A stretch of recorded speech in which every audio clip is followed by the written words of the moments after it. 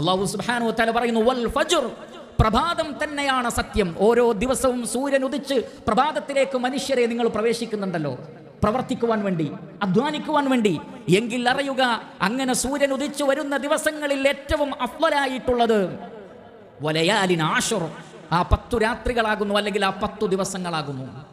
മഹാനായ Ibn Abbas റളിയല്ലാഹു അൻഹു പറയുന്നത്, അള്ളാഹു അവന്റെ ഗ്രന്ഥത്തിൽ സത്യം ചെയ്തു പറഞ്ഞ ശ്രേഷ്ഠമായ ആ 10 ദിവസങ്ങൾ ദുൽഹജ്ജ് മാസത്തിലെ ആദ്യത്തെ 10 ദിവസങ്ങളാണ്.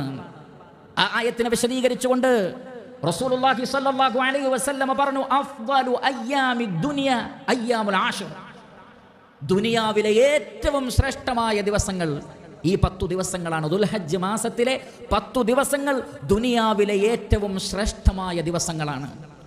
അതുകൊണ്ട് തന്നെ വിശ്വാസികൾക്ക് അള്ളാഹുവിലേക്ക് അടുക്കുവാനും അള്ളാഹുവിൻ്റെ ഇഷ്ടം സ്വീകരിക്കുവാനും ഈ ദിവസങ്ങളിലെ സൽക്കർമ്മങ്ങൾ പോലെ മറ്റൊരു ദിവസവും ഇല്ല